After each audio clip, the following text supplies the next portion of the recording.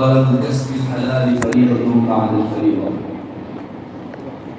أو كما قال عليه الصلاة والسلام. معزز و مکرم حضرات علماء کرام، عزیز طلبہ اور میرے دینی بھائیوں دوستوں، اللہ تعالیٰ نے انسان کا جسم و ڈھانچہ عجیب بنایا. اس میں کچھ اعضاء کو اندر رکھے جن کو اعضاء رئیسیہ کہا جاتا ہے. پھیپھڑا ہے، جگر ہے، دل ہے، اندریاں ہے، معدہ ہے، یہ سب بڑے بڑے اندرونی اعضاء کہے جاتے ہیں. اور کچھ اعضاء ظاہر میں رکھے جس کو میں اور آپ ایک دوسرے کو دیکھ سکتے ہیں. ان کو اعضاء جوارح کہتے ہیں. جیسے یہ آنکھ ہے، کان ہے، منہ ہے، یہ سب اعضاء جوارح کہلاتے ہیں. یوں بظاہر معلوم ہوتا ہے کہ باہر کے اعضاء اور ہیں اور اندر کے اعضاء الگ ہیں، لیکن آپس میں ان کا کنیکشن بہت زیادہ ہے. میں اگر آپ کو ایک بات یہ کہوں کہ انسان کے مختلف ظاہری اعضاء سے اندر جانے والی چیز انسان کی طبیعت پر، انسان کے سوچ وچار پر، انسان کے اعمال و اخلاق پر اور کردار و گفتار پر اثر انداز ہوتی ہے تو بہت سچ ہے. ہمارے اندر جانے والی چیزوں کے لیے جو سورسز ہیں ان میں سے ایک تو منہ ہے. بہت ساری چیزیں منہ کے واسطے سے اندر پہنچتی ہیں، بعض چیزیں آنکھ کے واسطے سے اندر پہنچتی ہیں اور بعض چیزیں کان کے واسطے سے پہنچتی ہیں. بعض چیزیں ہمارے ہاتھ پاؤں پر لگنے والی حرکتوں کو شعور کے راستے سے اندر پہنچاتی ہیں. تھوڑا سا اس فلسفے کو سمجھ لینے کی ضرورت ہے.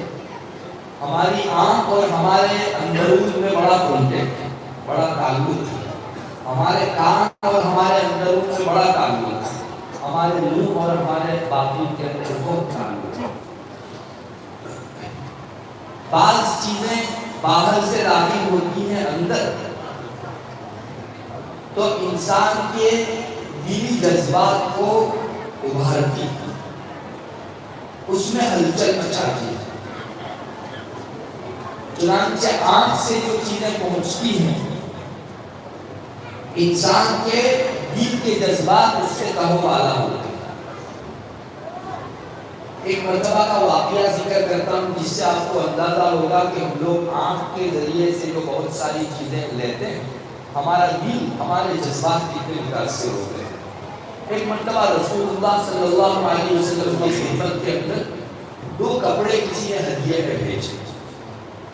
ان میں سے ایک کپڑا تو بہت سیدھا سادہ تھا اور دوسرا کپڑا پھول بوٹے والا تھا. کہو جس میں بھرت کام ہوا تھا، مہنگا اور اعلیٰ درجے کا کپڑا تھا.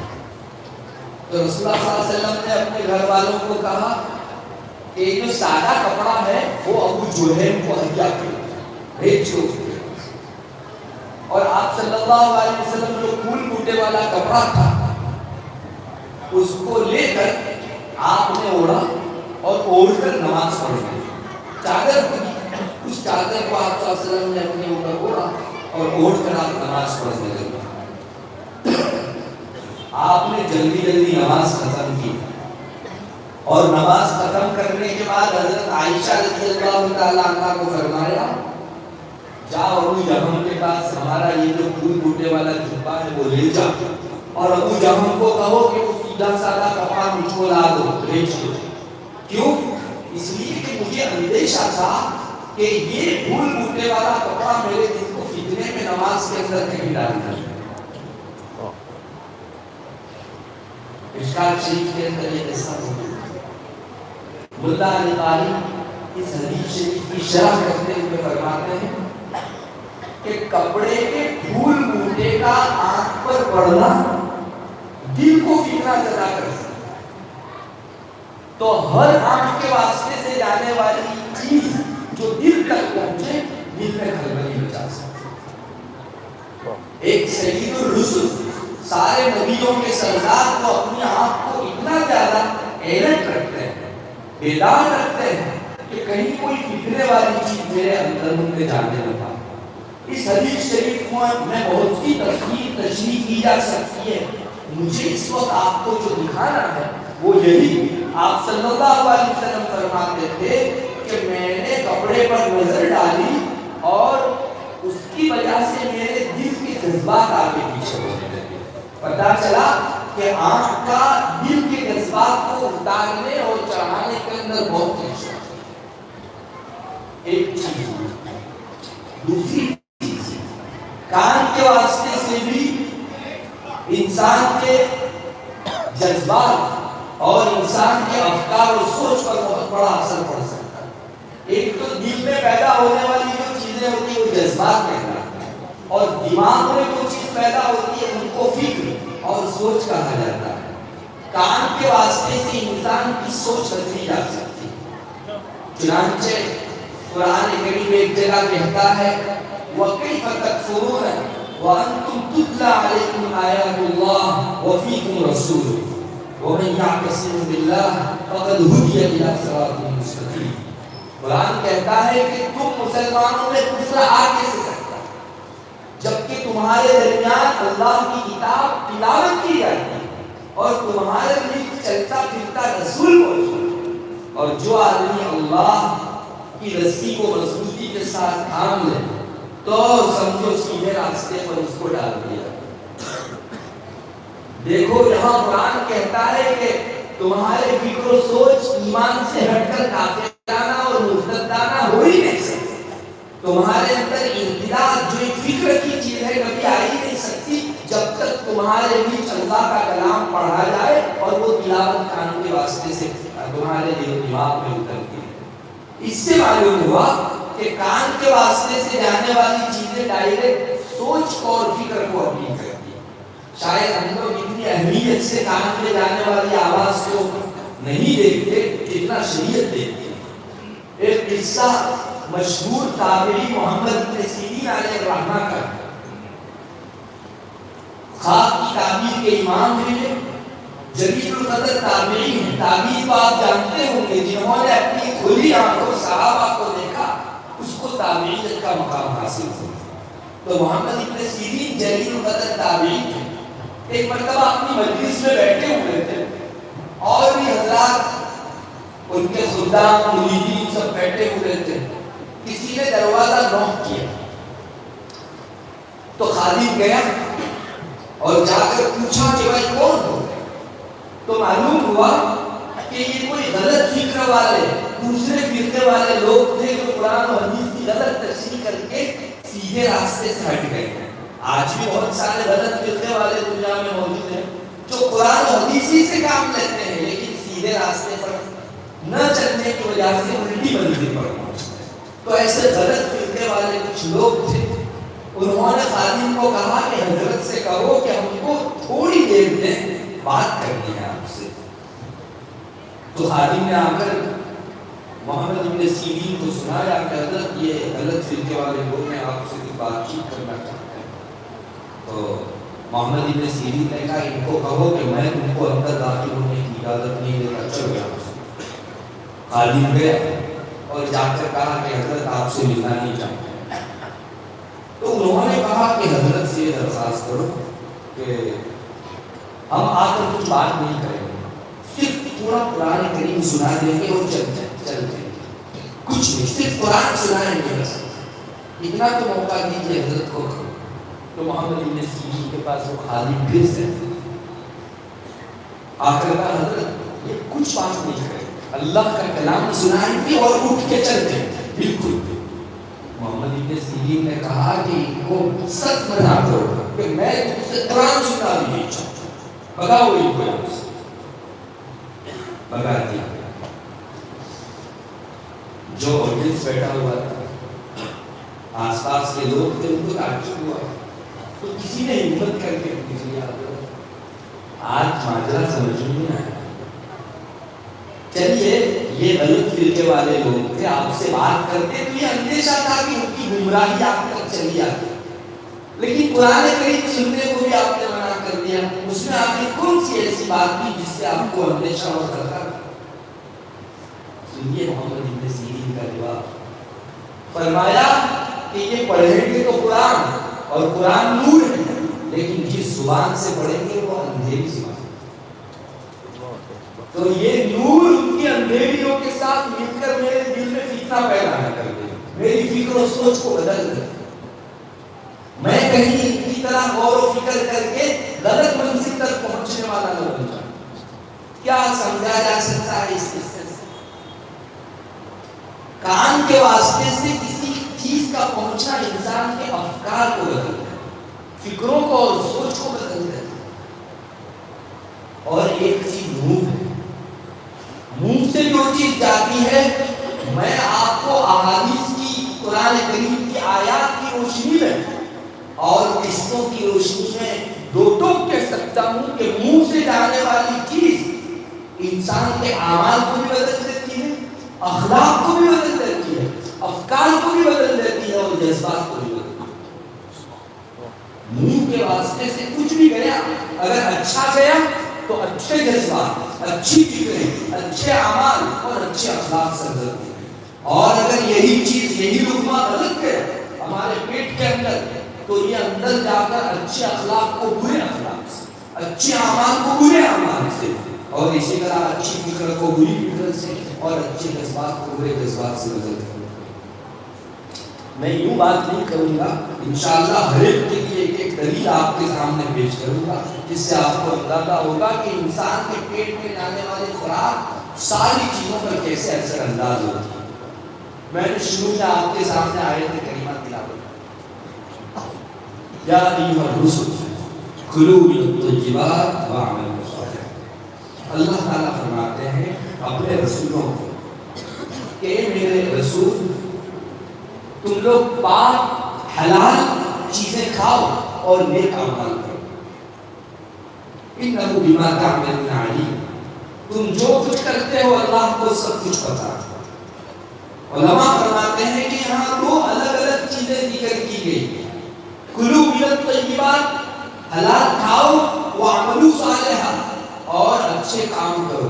یوں بظاہر جوڑ معلوم نہیں ہوتا، دو الگ الگ حکم معلوم ہوتے ہیں، لیکن سچی بات یہ ہے کہ اللہ فرمانا چاہتا ہے کہ تم کو اچھے کام کرنے ہو نا تو پیٹ میں حلال غذا ڈالو، اس سے جو بھی اعمال سرزد ہوں گے سب اچھے ہی اعمال سرزد. یہ اللہ کیوں فرمانا چاہتا ہے؟ آپ نے دیکھا کب ہم نے یہ سوچا تھا کہ میرے پیٹ میں جانے والا یہ لقمہ میرے ہاتھ سے، میرے پاؤں سے، میری آنکھ سے اور ظاہر سے سرزد ہونے والے اعمال پر اتنا اثر انداز ہوگا. اگر اچھا لقمہ گیا انشاءاللہ یہ ہاتھ ہمیشہ اچھا ہی کی طرف چلے جائے، پاؤں کبھی برائی کی طرف جا ہی نہیں سکتے، یہ نگاہ اللہ کے حرام کی ہوئی چیزوں کی طرف اٹھ نہیں سکتی، یہ زبان بری چیز بول نہیں سکتی. تمہارے اعمال پر پیٹ میں جانے والی غذا بڑی اثر انداز ہے. اچھا اس کا الٹا لے لو، اگر کسی نے غلط غذا کھائی، حرام کی غذا کھائی، سود و انٹرسٹ کھایا، کسی کا دبایا ہوا مال کھا لیا، تو کیا ہوگا؟ عجیب اتفاق ہے، رسول اللہ صلی اللہ علیہ وسلم نے ایک مرتبہ صحابہ کے بیچ یہی آیت پڑھی، پہلے یہی آیت پڑھ سنا، یا ایھا الرسل کلوا من الطیبات واعملوا صالحا انی بما تعملون علیم. پھر آپ صلی اللہ علیہ وسلم نے ایک آدمی کا قصہ ذکر فرمایا. وہ کچھ اس طرح سے ہے قصہ، ایک آدمی جاتا ہے اللہ کے راستے سے، سمجھو کعبہ کی طرف جاتا ہے، وہاں پہنچتا ہے، یا ربی کہہ کر اللہ تعالیٰ سے خوب گریہ گزاری کر کے دعائیں کرتا ہے. اس کے کپڑے دوبارہ آلود، اس لیے کہ لمبا سفر کر کے عاشقانہ اور وارفتگانہ اللہ کے پاس ہو گیا. اور اس کے بعد پراگندہ، جیسے ایک آدمی بالکل سفر سے آیا ہو، نہ اسے کنگا مانگنے کی فرصت ہو اور نہ اپنے بالوں پر درست کرنے کی فرصت ہو، کیسا بے حال ہوتا ہے ایسا آدمی. وہ وہاں جا کر دعائیں کرتا ہے، یا ربی یا ربی یا ربی یا ربی. رسول اللہ صلی اللہ علیہ وسلم فرماتے ہیں صحابہ کے بیچ مگر اس کا کھانا حرام، اس کا پینا حرام، اس کا لباس حرام، اور اس کو بچپنے میں جو غذا دی گئی وہ حرام. فَأَنَّا يُسْتَجَابُ، اس کی دعا کیسے کریں؟ آپ سمجھئے کیا کہا جا رہا ہے اس مأکلہ حرام ومشربہ حرام وملبسہ حرام وغذی بالحرام فأنا یستجاب۔ میرے بھائیوں، اس حدیث شریف میں یہی بتایا جا رہا ہے کہ دعا کی قبولیت کے سارے اسباب جمع ہیں۔ اگر کوئی آدمی میرے لیے 5 6 8 روز کا چلتا پیادہ پا سفر کر کے آیا ہو اور ایسی بدحالتی میں ہو کہ اسے اپنا خیال نہیں رہا، بس مجھ سے وصال اور مجھ سے ملنے کے لیے اس کو اتنی زیادہ آمادگی تھی کہ اس نے سب حالتیں برداشت کی، تو مجھ کو چاہیے نہ چاہیے اس پر پیار آئے گا، میں اس کی بات سنوں گا، وقت دوں گا، میرے خاطر آئے گا۔ اللہ کی خاطر یہ اتنا لمبا سفر کر کے گیا اور پھر اس نے جو کلمات کہے اللہ کو، یا ربی یا ربی یا ربی کے کلمات، آپ کو معلوم ہے یا ربی کا کلمہ جو ہے امام جعفر صادق علیہ رحمہ فرماتے تھے کہ کوئی آدمی اگر 5 مرتبہ یا ربنا یا ربنا یا ربنا یا ربنا یا ربنا کہہ کر دعا کرے تو اس کی دعا ضرور قبول ہوتی ہے۔ 5 مرتبہ اگر کوئی آدمی، اتنا زبردست کلمہ ہے، چونکہ اللہ تبارک و تعالیٰ نے 4 پارے کے اندر 5 مرتبہ ربنا ذکر فرمایا، ربنا ما خلقت هذا باطلا سبحانك فقنا عذاب النار ربنا انك من تدخل النار فقد اخزيته وما للظالمين ربنا اننا سمعنا مناديا۔ یہاں پورا 5 مرتبہ جب ربنا پورا ہوتا ہے اس کے بعد اللہ فرماتا ہے فاستجاب لهم ربهم، اللہ نے ان کے لیے قبولیت دے دی۔ تو امام جعفر فرماتے ہیں کہ یہ کلمہ ایسا ہے جس کو اس میں اعظم کہنا چاہیے۔ 5 مرتبہ اگر کسی نے یا ربی کہہ کر دعا مانگی اس کی دعا ضرور قبول ہو، تو یہ مستقل سبب ہے اللہ کی دعا کی قبولیت کا۔ پھر بھی اس کی دعا قبول نہیں ہوتی، وجہ ڈھونڈنے جانے کی ضرورت نہیں ہے، رسول اللہ صلی اللہ علیہ وسلم نے خود بیان فرما دیا، آپ نے فرمایا اس کا کھانا حرام۔ وہی بات، منہ میں جانے والی چیز جو ہے زبان کو بے اثر کرتے ہیں۔ کل تک اس مومن کا سہارا تھا کہ میں بے نہت بے رستوں نہتا ہوں، لیکن ایک دعا کا ہتھیار میرے پاس ایسا موجود ہے، میرے رب کو کہوں گا وہ ضرورت و حاجت پوری کرے، مگر وہ لنک بھی کٹ گئی۔ آج کچھ بھی نہیں، بے بذات ہے، بے سرمایہ ہے آدمی، دعا کے اندر سے بھی روح چلی گئی، کس نے ختم کی؟ یہ پیٹ میں جانے والی غذا، یہ تو اعمال پر اثر انداز ہونے والی چیز ہے۔ انسان کے ظاہری جوارے سے جتنے بھی اعمال مصدر ہوتے ہیں ان کے اوپر اتنا زیادہ جو ہے وہ اثر کرنے والی چیز ہے۔ انسان کے اخلاق بگڑتے ہیں، جو اندرونی صفات ہیں، کسی سے مجھ کو حسد نہ ہو، کپٹ نہ ہو، کینہ نہ ہو، دشمناوٹ نہ ہو، مسلمانوں کے کئی میرے دل کے اندر ہمدردی کا جذبہ ہو، میں ہر ایک کو کام لگوں، نفع پہنچاؤں، اس قسم کے ضروری جذبات ہیں جو دل کے اندر اٹھتے ہیں، جن کو اخلاق باطنیہ کہا جاتا ہے، انسان کی غذا سے وہ بھی متاثر ہے۔ چنانچہ حضرت نعمان بن بشیر رضی اللہ تعالیٰ عنہ کی ایک حدیث ہے، رسول صلی اللہ علیہ وسلم نے ایک کچھ اس طرح ارشاد فرمایا کہ اللہ تعالیٰ نے حلال چیزیں کھول کھول کر بیان کر، حرام چیزیں بھی کھول کھول کر بیان کرتے، لیکن حلال اور حرام کے درمیان کچھ چیزیں ہیں وہ شبہ والی ہے، ڈاؤٹ فل۔ جو آدمی شبہ سے اور ڈاؤٹ والی چیزوں سے اپنے دامن کو بچائے گا، اس کی عزت بھی محفوظ اور اس کا دین بھی محفوظ۔ اور جو آدمی شبہ والی چیز پہ پڑے گا تو مصیبت میں پھنسے گا۔ اس لیے کہ جو جانور سرکاری چراگاہ کے قریب جا کر چلتا ہے تو بہت ممکن ہے کہ اپنا اگلا قدم اس کی چراگاہ میں ڈالے۔ پھر آخر میں آپ صلی اللہ علیہ وسلم فرماتے ہیں کہ الا ان فی الجسد مضغۃ، سنو انسان کے ڈھانچے کے اندر، جسم میں ایک گوشت کا ٹکڑا ہے، اذا صلح صلح الجسد كله واذا فسد فسد الجسد كله الا وهي القلب۔ اندر ایک گوشت کا لوتھڑا ہے، وہ سدھر گیا تو پورا بدن سدھر گیا، اور اگر وہ بگڑ گیا تو پورا بدن بگڑ گیا۔ آپ نے ہی انگلی رکھ کر فرما دیا سنو وہ گوشت کا لوتھڑا انسان کا دھڑکنے والا ہے۔ علماء فرماتے ہیں، آپ کو معلوم ہونا چاہیے یہ ان 4 حدیثوں میں کی ایک حدیث ہے، علماء نے فرمایا ہے کہ پورے ذخیرے احادیث کو اگر گھیرنا ہو تو 4 حدیثوں میں گھیر سکتے ہیں. ساری تعلیمات آ گئی. ان میں سے ایک حدیث یہ بھی الحلال بین والحرام بین وبینہما مشتبہات، یہ حدیث بھی ہے. یہاں آپ کو بھی تعجب ہو رہا ہوگا کہ حدیث شروع ہوئی حلال حرام سے اور ختم ہو رہی ہے بھڑکنے والے دل کے تذکرے پر، اس کے بگڑنے بننے کے تذکرے پر. اللہ تعالی فرماتے ہیں جو یہ ہے کہ حلال کا بھی بڑا اثر دل میں سے اٹھنے والے اخلاق پر پڑتا ہے اور حرام کا بھی بڑا اثر یہاں سے اٹھنے والے جذبات اور خیالات اور اخلاق پر. یہ تار ملتے ہیں اندر کے، باقی اخلاق کہو یا قلبی جذبات کہو، سب سے سب متاثر ہوتے ہیں اس کی وجہ سے. اللہ ہمیں سمجھنے کی توفیق عطا فرمائے. اسلام نے بہت ساری حرام چیزوں سے ہم کو روکا کہ مت کھا، اس میں آپ بھی کا فائدہ. آپ کو کیا پتا یہ تھوڑی دیر کی لذت والی چیز ہمیشہ کی خوشیوں کو لوٹ کر لے جانے والی. ہماری نادانی ہی کہی جائے کہ ہم لوگ معمولی سے ہنگامی زبانی چٹخاروں کے خاطر اللہ کے حرام کی ہوئی چیزوں سے انجوائے کرتے ہیں، اس سے لذت اٹھاتے ہیں اور اپنی عاقبت کا اور دنیا دونوں کا نقصان کرتے ہیں. میرے بھائیوں، یہ اندر جو خوراک جاتی ہے منہ کے واسطے سے، یہ انسان کے اعمال کو، جذبات کو کتنا بگاڑتی ہے. اس کے لیے مشکات شریف کے اندر ایک قصہ حضرت عائشہ رضی اللہ تعالیٰ عنہا کا میں آپ کے حضور پیش کروں گا. حضرت عائشہ اپنے والد کا حال ذکر کرتی ہے. حضرت عائشہ کے والد تھے حضرت ابو بکر صدیق رضی اللہ عنہ.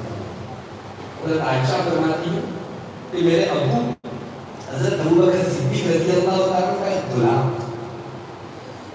جس کو ہم گجراتی میں داس کہتے ہیں، داسیاں اس زمانے میں ہوا کرتی تھی، غلام باندھی.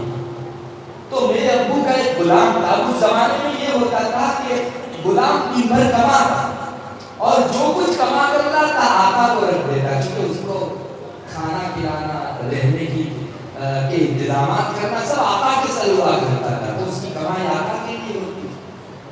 غلام مالک بن ہی نہیں سکتا کسی چیز، اس کے ہاتھ میں آنے والی ساری چیز اس کے آقا کی ملک کہی جاتی ہے. تو ایک غلام تھا حضرت ابو بکر رضی اللہ تعالیٰ عنہ کا. وہ غلام روزانہ کچھ نہ کچھ لاتا، حضرت ابو بکر کو دیتا. حضرت ابو بکر رضی اللہ تعالیٰ عنہ جو کہ صدیقین کے رئیس، دنیا میں شروع سے لے کر آخر تک جتنے صدیقیت کے مقام پر فائز ہونے والے اللہ کے ولی آئیں گے، ان سب کے رئیس صدیقین حضرت ابو بکر رضی اللہ تعالیٰ.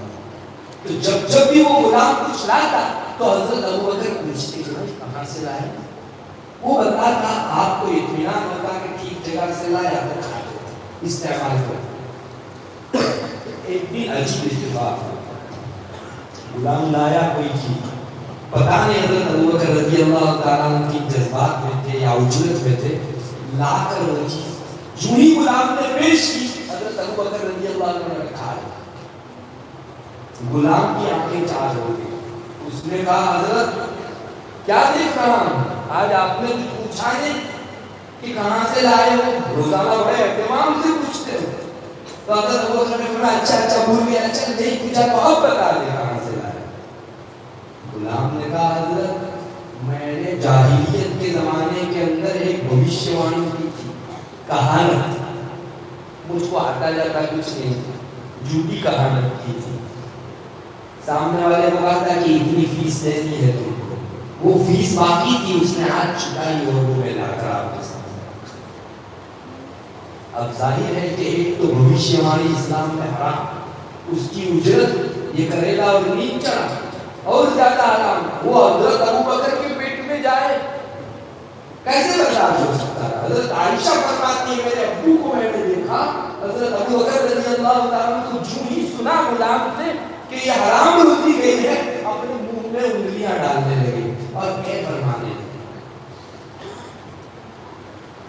وامٹ کرنے لگے، الٹی کرنے لگے، بہت کچھ نکالا.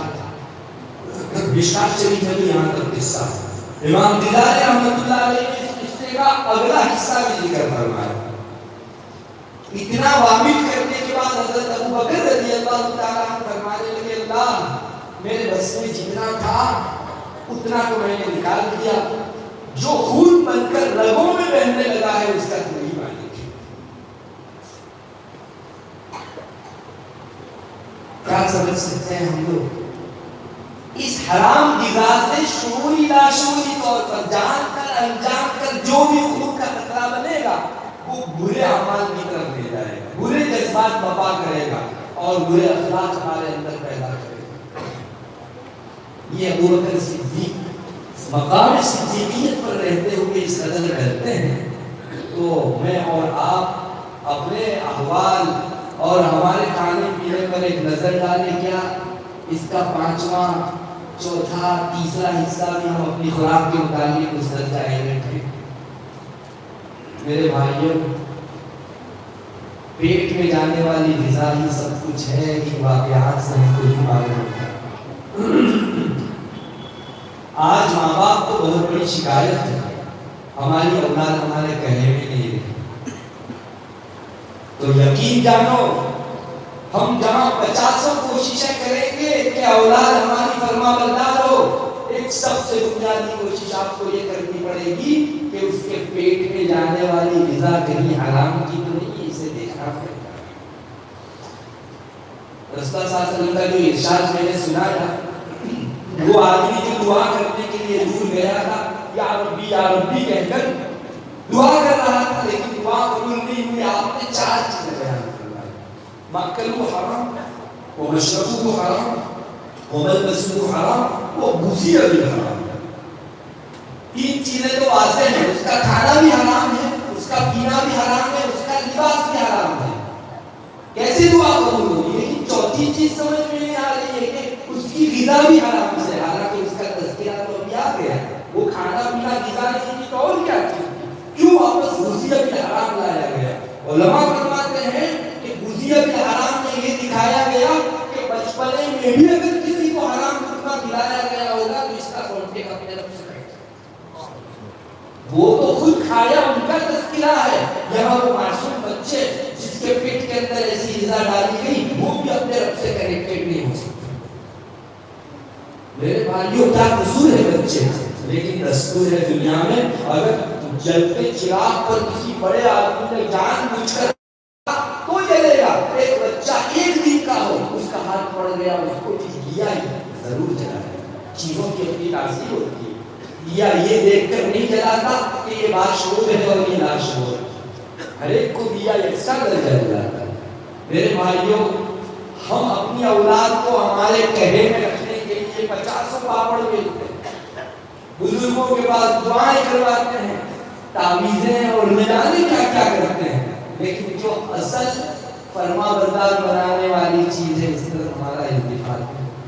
گھر میں آنے والی غذا کیسی ہے میں نہیں دیکھتا، میں دکان پر چیٹنگ کرتا ہوں، فراڈ کرتا ہوں، عیبوں کو چھپاتا ہوں اور پیسہ لاتا ہوں اور سمجھتا ہوں کل کی بنسبت آج بینیفٹ لوٹو ہوا، بہت زیادہ فائدہ پہنچا مجھ کو، خوش ہوں میں اور ہماری ضرورتیں بہت زیادہ پوری ہوئی۔ یاد رکھو، اگر میں نے کسی کا ناحق پیسہ مارا ہے تو یہ نہ صرف مجھے، میرے اہل خانہ کو، بلکہ میری معصوم اولاد کو بھی بانٹے، پھر یہ کہے میں نہیں رہے گی ہمارے۔ آپ کچھ بھی کرو، چیز اپنا اثر رکھتی ہے، تو یہ پیٹ میں جائے گی۔ اللہ سے جس کا کانٹیکٹ ٹوٹا تو وہ اللہ کا بے وفا ہوا، اور جو اللہ کا بے وفا ہوا آپ کا وفادار کبھی نہیں ہو سکتا۔ جس نے اپنے رب سے جفاکاری کی وہ آپ سے بھی وفادار ہے۔ ہم نے اللہ کا نہیں رکھا، اللہ بھی نہیں رکھتا، ٹھیک ہے تم ہمارے بیگانے ہوئے، دیکھو تمہاری اولاد کو ہم تمہارا کیسا بیگانہ کر دیتے۔ دستور ہے دنیا میں۔ ایک بزرگ فرماتے ہیں کہ میرا اللہ جو ہے مجھ سے ناراض ہے اور مجھ سے کوئی چوک ہوئی ہے، کوئی گناہ ہوا ہے، اس کو میں اپنی اولاد میں دیکھ لیتا ہوں، اپنے گدھے اور سواری میں دیکھ لیتا ہوں۔ چنانچہ جس دن مجھ سے گناہ سرزد ہوتا ہے تو میری اولاد بھی مجھ سے بچھڑ جاتی ہے، اس دن وہ نہیں مانتی۔ میرا گدھا بھی مجھ سے کل تک بڑا آسانی سے مجھ کو سواری کرنے دیتا تھا، لیکن جس دن میں نے میرے رب کو ناراض کیا ہو، گناہ ہو گیا ہو، اس دن وہ بھی میرا بیگانہ ہو جاتا ہے، سواری ٹھیک سے نہیں کرنے دیتا۔ میں اپنے اپنے رب کے کیے ہوئے گناہ کا اثر اپنے ماں باپ کو ملے. میرے بھائیوں بڑی ہلچل مچا رکھی ہے اس غذا نے جو ہمارے پیٹ میں جا رہی ہے, اور ہم لوگ ہیں ایک ریشیو بڑھانے کے لیے بینیفٹ کو زیادہ سے زیادہ لانے اور آس پاس کی ساری دکان والوں کے بیچ پہلا نمبر بینیفٹ میں لے جانے کے لیے نہ آپ دیکھتے ہیں, بس پیسہ آنا چاہیے. اور یہ 1400 سال پہلے رسول اللہ صلی اللہ علیہ وسلم نے فرما دیا تھا. حضرت ابو ہریرہ رضی اللہ تعالیٰ عنہ کی روایت ہے جس کا خلاصہ ہے کہ آپ صلی اللہ علیہ وسلم نے اس طرح سے فرمایا, آئندہ ایسا زمانہ آنے والا ہے جس میں انسان صرف یہ دیکھے گا کہ مال آ رہا ہے یا نہیں, یہ نہیں دیکھے گا کہ حلال راستے سے آ رہا ہے یا حرام راستے سے. 1400 سال پہلے آج مشکات شریف میں روایت ہے آپ صلی اللہ علیہ وسلم نے فرما دیا تھا. تو میں اگر اپنی خوشیشی کے لیے, لگژری لائف جینے کے لیے اور کوئی سکون اور باوقار زندگی جینے کے لیے صرف یہی سمجھوں کہ پیسوں کی کثرت ہی یہ سب چیزیں دلاوے گی, میری سب سے بڑی حماقت و غلطی.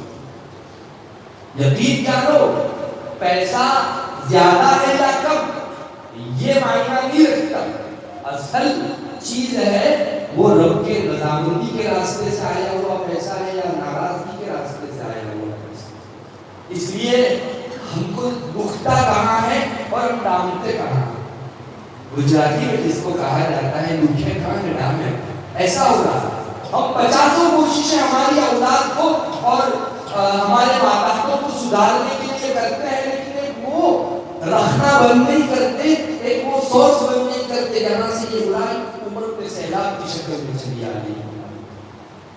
میرے بھائیوں اس کے بغیر چارہ نہیں ہے, یا تو پھر کمپرومائز کر دو اپنی اولاد کی نافرمانی کے ساتھ, یہ تو چلتا رہے گا. اگر ہم کو غذا نہیں سدھارنی ہے تو پھر حالات برداشت کرنے کے لیے ہمیشہ کروا سکتے ہیں. یہ دستور ہے دنیا کا. آپ کا ہاتھ پر ہاتھ پڑے گا گرم لگے گا, برف پر ہاتھ پڑے گا ٹھنڈا لگے گا, دستور. میرے بھائیوں اپنی غذا کو خوب چوکنے پن کے ساتھ دیکھا کرو. ہمارے گھر میں آنے والی داخل ہونے والی غذا اللہ کی ناراضگی والے راستے سے نہیں آ رہی. اور ایک آدھ مرتبہ اگر سروے کریں گے تو انشاءاللہ کہیں جب ہم کو کھٹک ہوگی, کہیں چبھن ہوگی, شریعت سے پوچھ لیں گے کہ مجھ کو اس پہ چبھن ہے, صحیح ہے یا غلط. اگر وہ یس کہتے تو آپ استعمال کیجئے, نو کہتے اس کو ہو جائے. ہمارے دستار فرماتے ہیں کہ لیکن دیکھنا نفس کا چور جو ہے وہ کبھی بھی یہ تحقیق نہیں کرنے دے گا کہ وہ آنے والا رزق حلال کا ہے یا حرام.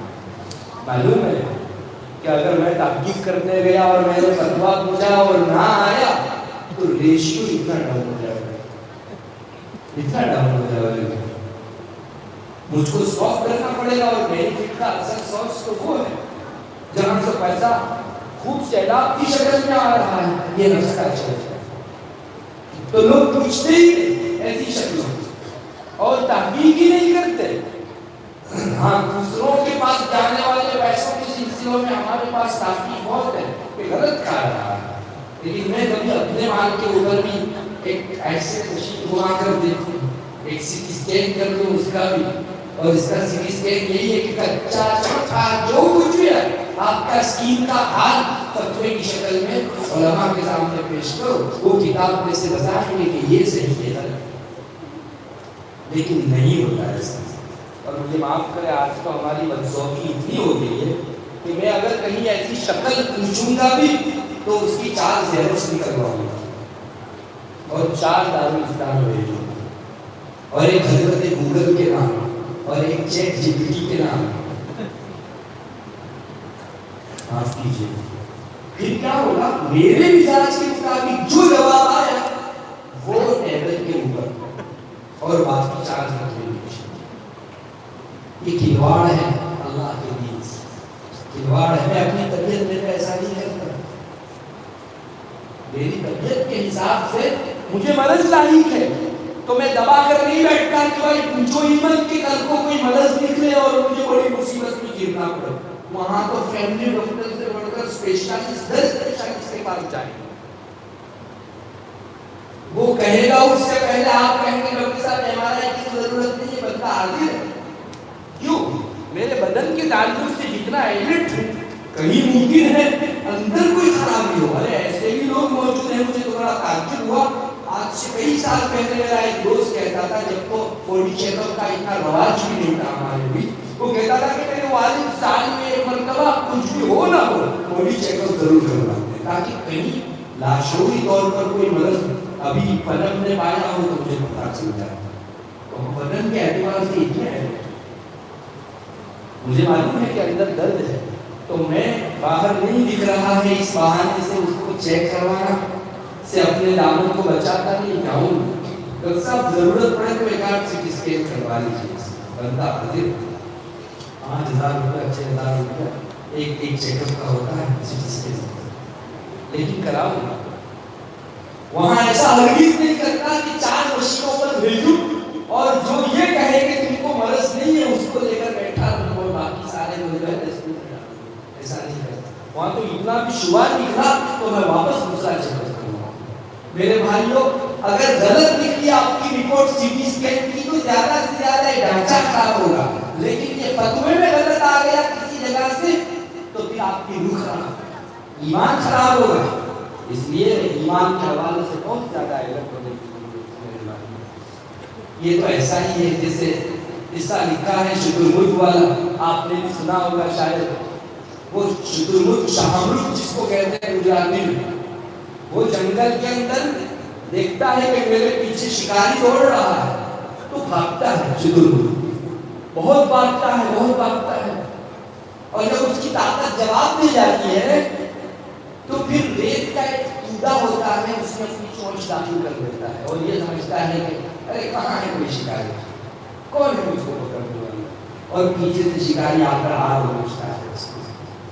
یہ شترمرغ کی بیوقوفی تھی کہ میں ریت کے ٹوٹے میں منہ ڈال دوں, میں کسی کو نہیں دیکھ رہا ہوں تو کوئی بھی میرے پیچھے نہیں. شکاری کنٹینیو دوڑ رہا ہے اس کے پیچھے اور بھی آخر شکار ہو جاتا ہے. ہم ایسا کیواڑ کرتے ہیں, ارے کسی نے تھوڑی دیکھا, تھوڑا سوال میں آگے پیچھے کر دیا اور مفتی صاحب نے ہاں کہہ دیا, اپنے لیے تو فتوا آ گیا.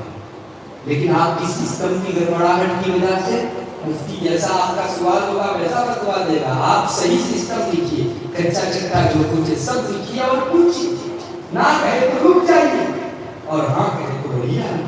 میرے بھائی یہ حال ہو گیا ہے ہمارا, اپنے پیٹ میں جانے والی غذا کے حوالے سے بہت اہم. اور آج مسلمانوں کی پستی کو دیکھ کر دشمنان اسلام بھی سمجھ گئے ہیں کہ مسلمان کو نام بدل کر چیز دے دی جائے گی تو زہر بھی کھا لے گا. چنانچہ آپ بھی جانتے ہوں گے پینلٹی کے نام سے سود لیا جا رہا ہے. یہ فائنانس کی جو کمپنیاں ہیں, فائنانس کی جو کمپنیاں ہیں, آپ ان کے پاس جائیے اور ان کے واسطے سے چیز خریدیے تو نقد میں جتنوں میں ملے گی نا, آپ کو ادھار میں اتنے میں مل جائے گی. ہاں, ہر مرتبہ ہر مہینہ اتنا ہفتہ آپ کو بھرنا پڑے گا, قسط بھرنی پڑے گی. یہ تو اچھا ہے, اچھا جتنا لیا 5,000 اتنی قسط بھرنی پڑے گی, اتنی ایک پیسہ نہیں رہے گا تم کو. ہم جو ہے پہلے سے فتوا پوچھ کر آئے ہیں, سود ہے ہی نہیں اس کے بعد 5,000 ہی رہنے کا. جاتے وقت ایک بات کہہ دیتے ہیں کہ ہاں دیکھو وہ چکنا مت کوئی ہفتہ, ورنہ ہفتہ چکے پینلٹی لگے. یہی کرنا, ان کو معلوم ہے کہ سود کے نام سے اگر کچھ روپئے زیادہ لیے جاتے تو مسلمان اس پیرم پر آتا ہی, اس کو پینلٹی کے نام سے لگا. یہ پینلٹی کچھ نہیں ہے, شریعت میں مقام ہی نہیں ہے پینلٹی کا. جاؤ پورے افواہ میں فقہ ڈھونڈ ڈالو, کہیں مانی پینلٹی. یہ پینلٹی سود کا چڑھایا ہوا عنوان ہے, تھوڑا بدل دیا. مسلمان نے کہا تھوڑی سود بھر رہے ہیں, ہم تو پینلٹی دے رہے ہیں, اور لگ گئے آدمی اس کے اندر چاہی بچاہی سود بھر رہا ہے. اور کوئی کہے گا کہ نہیں میرے پاس تو رقم پینلٹی کی نوبت ہی نہیں آتی. شریعت یہ نہیں دیکھتی کہ آپ پورے پورے ہفتے بھرنے والے ہو جائیں, اس کا فوکس تو آپ جب بات کرتے ہیں اس وقت کیا بات ہو رہی ہے. سلمے آپ نے کیا شرط لگا رہے ہیں اس پر ہوتا ہے. آپ نے غلط شرط لگائی تو 200% بھی اگر آپ کو یقین ہے کہ اس شرط پر عمل نہیں کروں گا, آپ کا سودا خراب. سلمے آپ نے لگنے والی غلط شرط سودا خراب کر دیا. پینلٹی کے نام سے ہم کو سود میں ڈالا گیا، مسلمان آسانی سے جو ہے اس کے اندر ڈال دیا۔ میرے بھائیوں، ہم لوگ بدنی خوراک اور بدنی جو دوائیاں ہیں اس کے اعتبار سے بھی اتنے زیادہ بے فکر نہیں ہیں جتنے دین کے بارے میں۔ فکس بینیفٹ کے نام سے ہمارے درمیان فتنہ لایا گیا۔ آپ ایک آدمی آتا ہے، بھائی آپ کے پاس 25 لاکھ روپے ہوں، یہ مجھ کو دے دو، میں انویسٹ کروں گا اس کو۔ انشاءاللہ شریعت میں انویسٹ اور بزنس اور تجارت یہ سب بڑی چیزیں ہیں۔ اچھا پھر کیا ہوگا؟ ہر مہینہ آپ نے 25,000 نفع دے، فکس بینیفٹ، ہر مہینہ 25,000 دے۔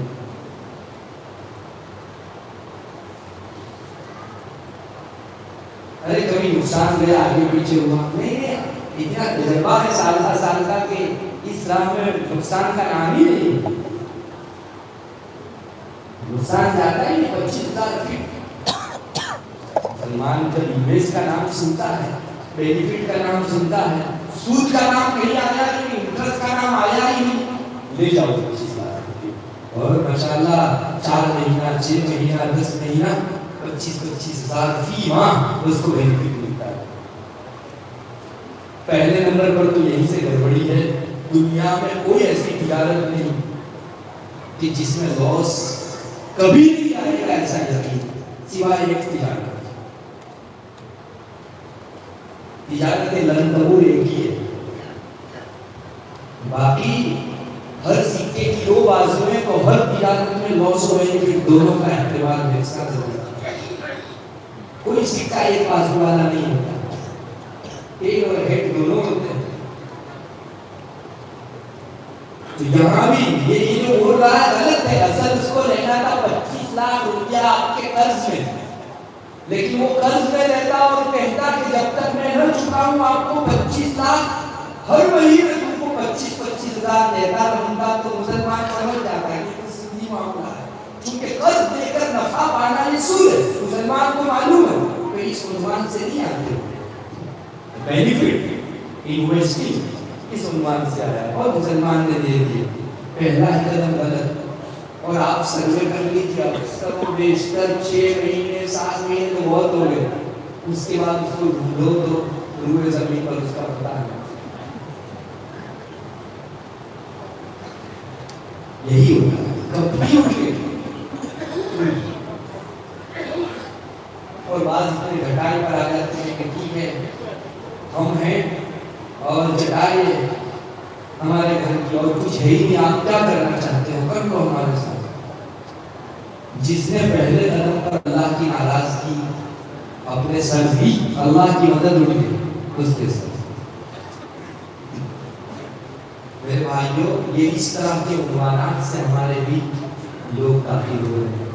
کریڈٹ کارڈ کے عنوان سے آ رہا ہے، کریڈٹ کارڈ میں بھی یہی کہا جاتا ہے کہ ارے آپ بینک سے لون لو، اچھا 25,000 لیں گے تو بھرنے کا کتنا؟ کچھ نہیں، 25,000 کے 25,000 ہی بھر لیں، ایک پیسہ زائد نہیں بھرنا ہے۔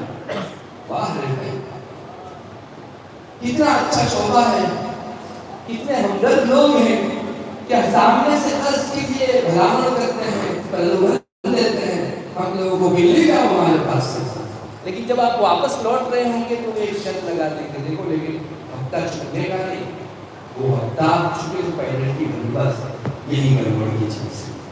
وہ سیدھے اگر آپ کو کہتے تو آپ انویسٹ نہ کرتے، نہیں ہم اس سے پیسہ نہ لیتے، لیکن پینلٹی کے نام سے تعصب آیا ہی کہاں پیچھے؟ یہ پینلٹی زندگی کا عنوان ہے۔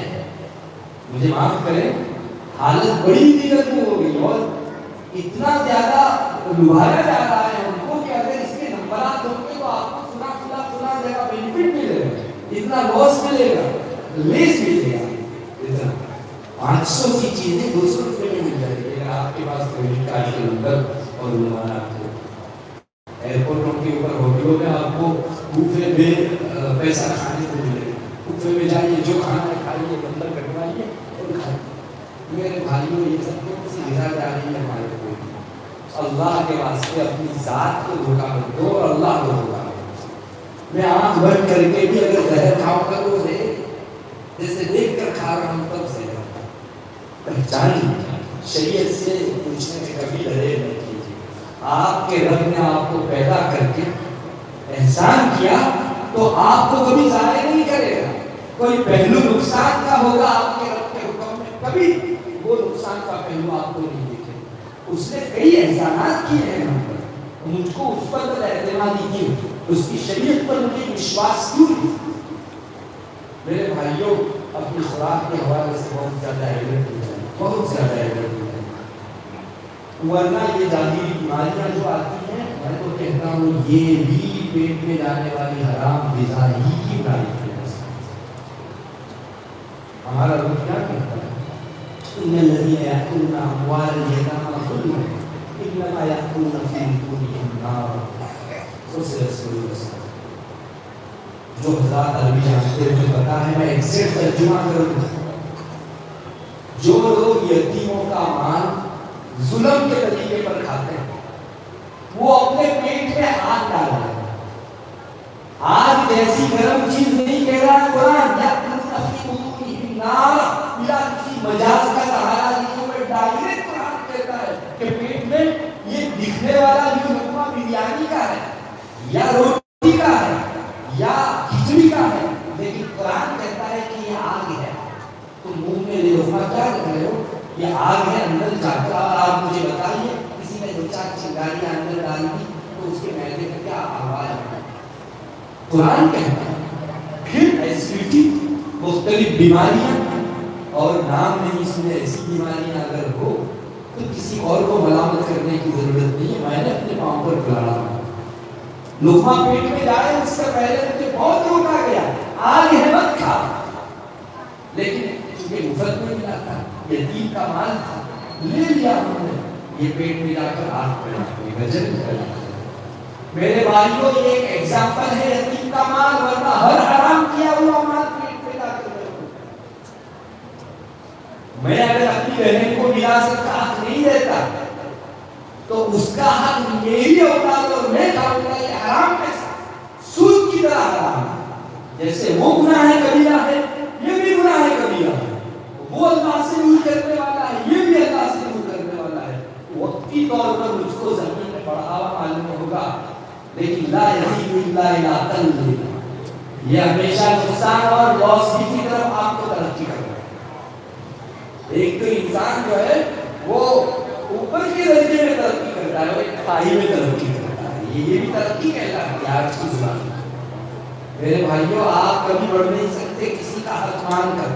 اور یاد رکھو, میرے والد مر گئے, انہوں نے جو زمین چھوڑی اس میں بہن کا حصہ میں نہیں لے رہا ہوں, وہ میرے والد کے مرتے ہی بہن کا لگ گیا تھا, میرے پاس آ کر نہیں کیا. ہم بھائیوں کو تھوڑا سا غلط شبہ لگ گیا ہے.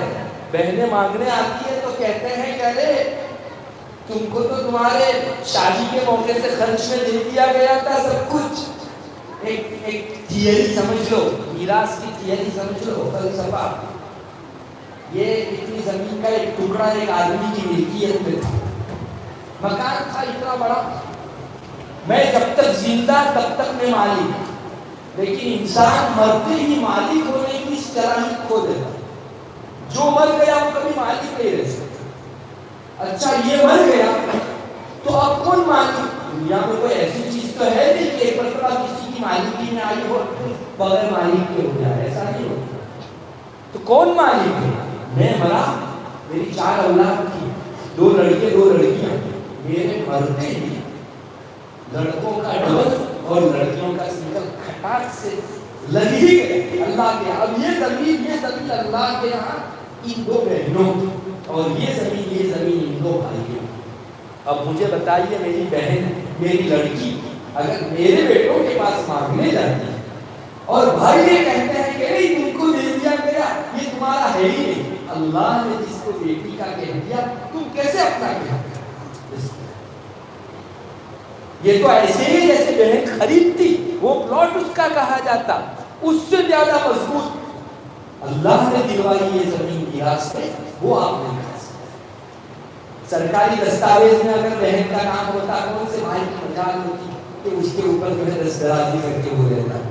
یہاں صرف اتنا ہے کہ نام نہیں ہے بہن کا، لیکن میرے رب کی نگاہ ضرور ہے. اس وقت تم کیا کرتے ہو بہت شہر.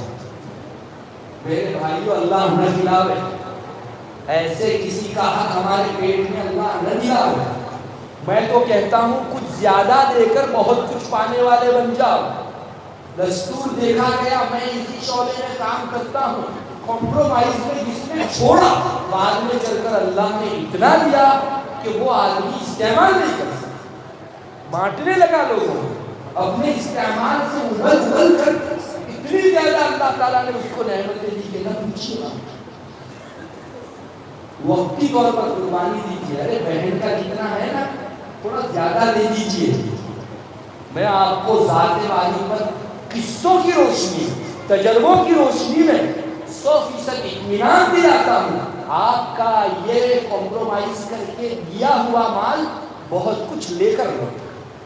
دوسری ایسی جگہ سے اللہ تعالیٰ دلوا دیں گے جہاں سے آنے کا گمان بھی نہیں. میرا رب خود کہتا ہے وَمَن يَتَّقِ اللَّهَ يَجْعَلْ لَهُ مَخْرَجًا وَيَرْزُقْهُ مِنْ حَيْثُ لَا يَحْتَسِبُ وَمَن يَتَوَكَّلْ عَلَى اللَّهِ فَهُوَ حَسْبُهُ إِنَّ اللَّهَ بَالِغُ أَمْرِهِ قَدْ جَعَلَ اللَّهُ لِكُلِّ شَيْءٍ قَدْرًا.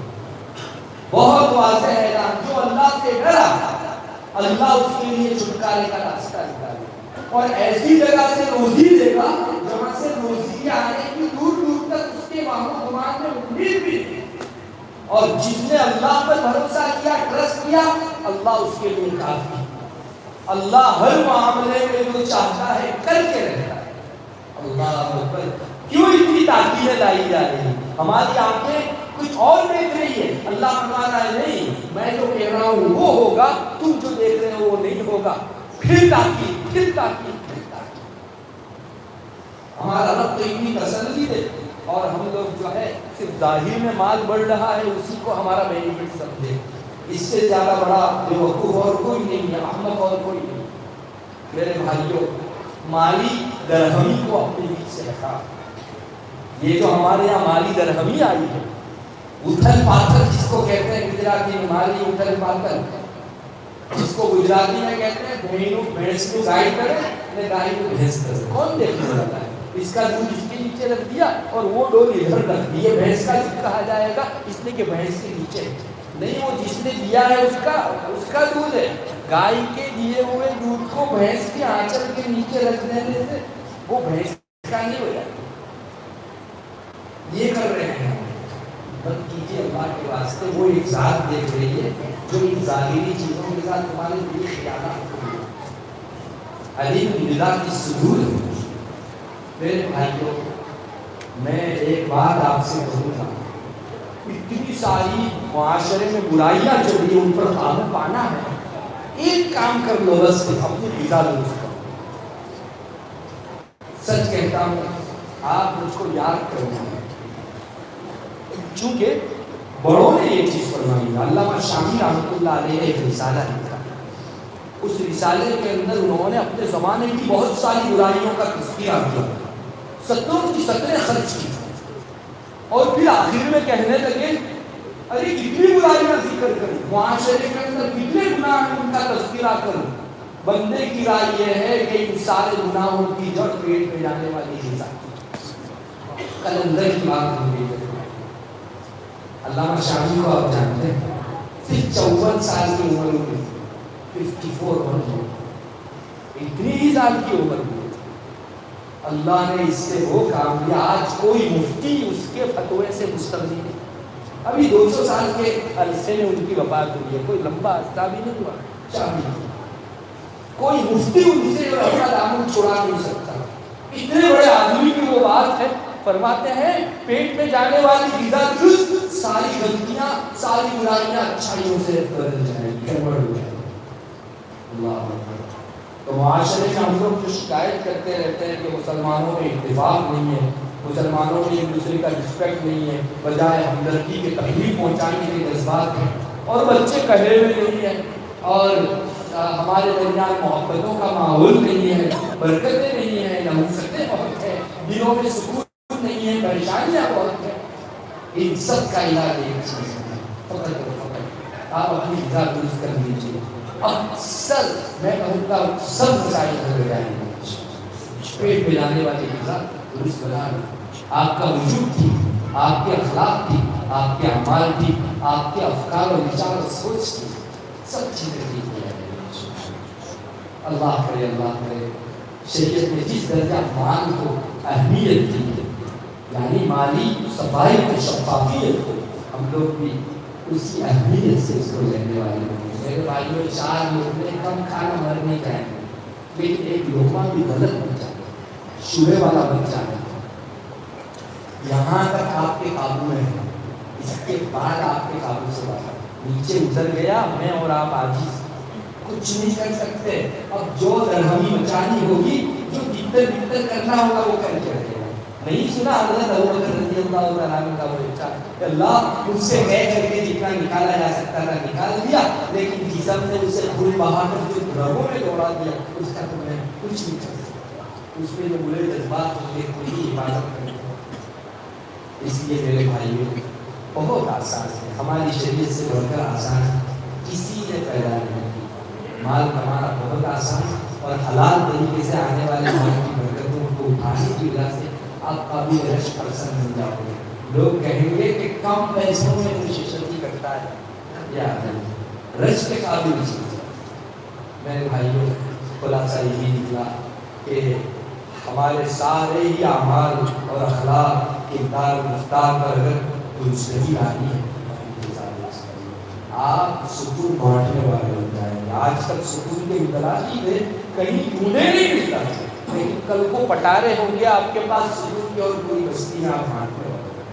اللہ تبارک و تعالیٰ توفیق عطا فرمائے اور مسلمانوں کو اس طرف خصوصی توجہ. یہاں جتنے بھی بچوں نے پروگرام پیش کیا، اللہ تبارک و تعالیٰ ان کے حوصلوں کو بلند فرمائے.